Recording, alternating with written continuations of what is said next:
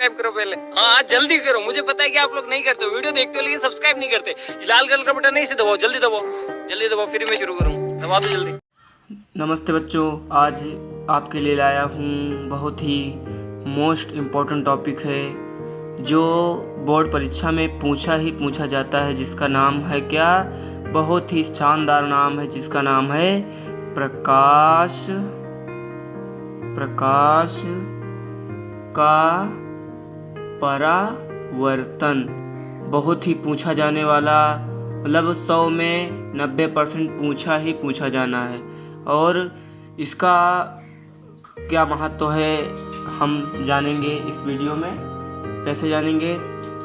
माना जब कोई प्रकाश की किरण, एक प्रकाश की किरण है, जब कोई प्रकाश की किरण किसी माध्यम से होकर, किसी माध्यम से होकर, कहाँ को, किसी माध्यम से होकर चिकनी सतह पर गिरती है। पहले तो एक चिकनी सतह बना ली जाए भाई, क्या चिकनी सतह। जब कोई प्रकाश की किरण किसी माध्यम से होकर, माना ये प्रकाश की किरण है, ये माध्यम है और इस चिकनी सतह पर गिरती है।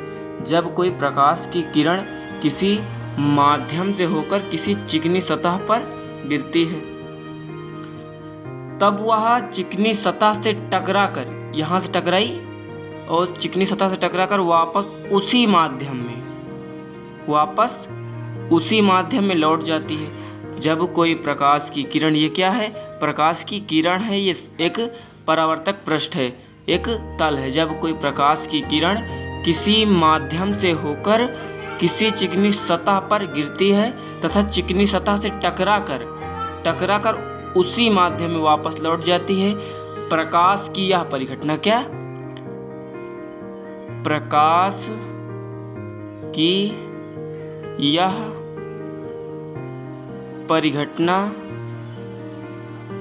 प्रकाश का परावर्तन कहलाता है। आई बात समझ में?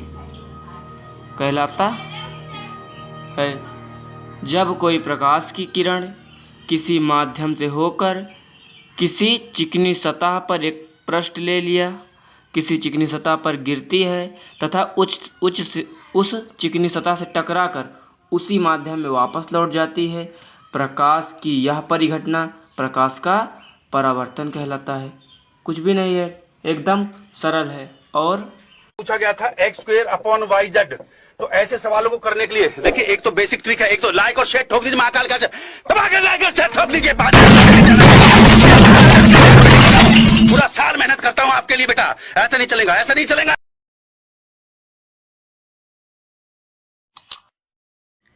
इतनी बात समझ में है बच्चों।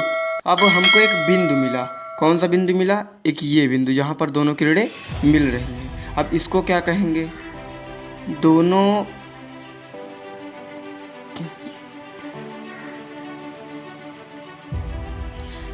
किरणें जिस बिंदु पर मिलती हुई प्रतीत होती हैं, यहाँ पर मिल रही हैं ना, यहाँ पर मिल रहे हैं, तो जो जहाँ पर मिलती हुई प्रतीत होती हैं उसको कहते हैं क्या, आपतन बिंदु। क्या कहते हैं, आपतन बिंदु।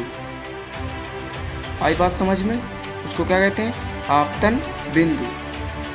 अब मतलब जिस सतह पर प्रकाश की किरण गिरती है, ये सतह है, इस पर प्रकाश की किरण गिरी, जिस सतह पर प्रकाश की किरण गिरती है उसे परावर्तक पृष्ठ कहते हैं। तथा जो किरण सतह पर गिरती है, अब ये किरण है भाई, ये किरण है, इसको क्या कहेंगे, इसको कहेंगे आपतित किरण। क्या, आपतित किरण। इसको क्या कहेंगे, आपतित किरण भाई, आपतित। और जो किरण टकराकर मुड़ जाती है उसको कहेंगे क्या, परावर्तित किरण। इसको क्या कहेंगे, परावर्तित किरण। परावर्तित किरण, इसको क्या कहेंगे, परावर्तित किरण। आई बात समझ में?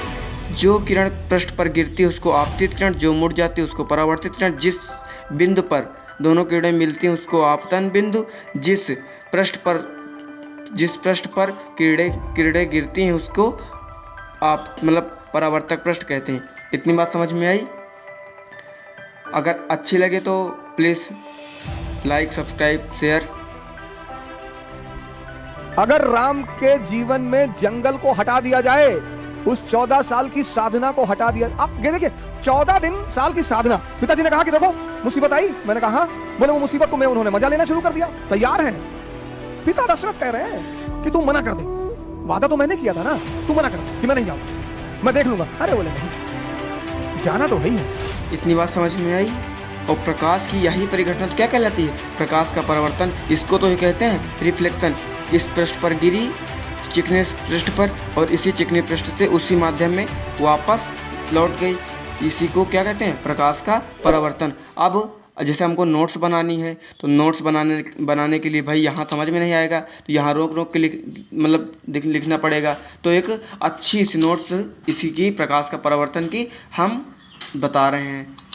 अच्छा लगे तो प्लीज़ लाइक, सब्सक्राइब, शेयर दोस्तों में शेयर करें।